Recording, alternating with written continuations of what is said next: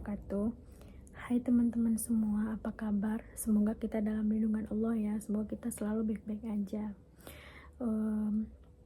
Baik, perkenalkan, nama saya Ayla Azrawadi dengan NIM 253701110.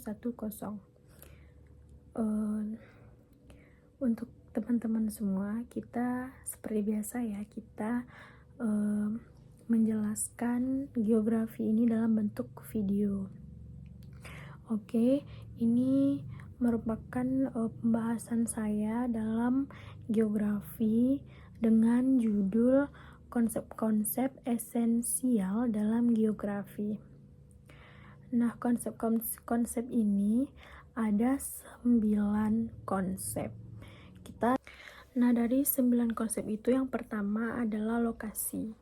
Lokasi ini merupakan sederhananya posisi atau tempat di permukaan bumi. Nah, misalnya Kota Padang berada di pesisir barat pada bumi. Misalnya Kota Padang berada di posisi barat Pulau Sumatera, dekatnya dengan Samudra Hindia. Jadi gampangnya lokasi itu alamatnya suatu tempat di peta, itu merupakan dari lokasi. Kemudian yang kedua ada namanya jarak. Jarak itu artinya seberapa jauh atau seberapa lama kita menempuh perjalanan dari suatu tempat ke tempat yang lain. Contohnya dari Padang ke Bukit Tinggi itu merupakan jaraknya sekitar 2 jam lebih untuk naik mobil. Nah, yang kemudian yang ketiga ada namanya keterjangkauan. Kemudian yang ketiga ada namanya keterjangkauan. Nah, keterjangkauan ini tentang mudah atau sulitnya suatu tempat dijangkau gitu. Misalnya ada desa di pedalaman Papua yang hanya bisa dicapai oleh satu pesawat kecil. Nah, itu artinya keterjangkauan yang terbatas. Kemudian yang keempat ada namanya morfologi. Morfologi ini dibentuk permukaan bumi. Contohnya di dataran rendah contohnya yaitu di dataran rendah sering dipakai di Jawa sering dipakai pertanian padi, sedangkan di pegunungan di Sumatera cocok untuk perkebunan kopi dan teh.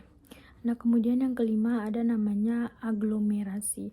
Aglomerasi ini adalah pemusatan kegiatan atau penduduk di suatu wilayah. Contohnya bisa kita lihat di sekitaran Jabodetabek yang menjadi pusat industri perdagangan dan perkantoran. Kemudian yang keenam ada nilai kegunaan. Nilai kegunaan ini artinya nilai suatu tempat atau sumber daya berdasarkan manfaatnya. Seperti contoh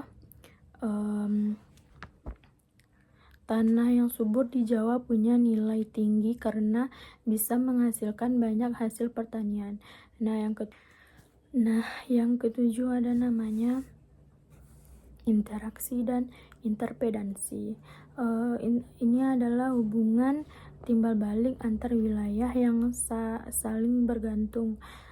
Seperti contoh, desa penghasil sayur mengirim hasil sayurannya ke kota, dan begitupun sebaliknya, sedangkan kota menyediakan barang-barang industri untuk dikirim ke desa. Nah, kemudian yang kedelapan ada namanya diferensiasi area. Diferensiasi area ini tentang perbedaan karakteristik wilayah. Misalnya daerah pantai biasanya digunakan untuk kegiatan nelayan, sedangkan daerah dataran tinggi digunakan untuk perkebunan kopi dan teh. Lalu yang terakhir ada namanya keterkaitan ruang. Keterkaitan ruang ini berhubungan antar wilayah dalam suatu sistem ruang.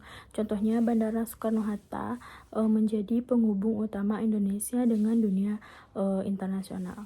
Nah, jadi teman-teman semua ada 9 konsep esensial dalam geografis, yaitu berupa lokasi, jarak, keterjangkauan, morfologi, aglomerasi, nilai kegunaan, interaksi dan interpretasi, diferensiasi area, dan keterkaitan ruang.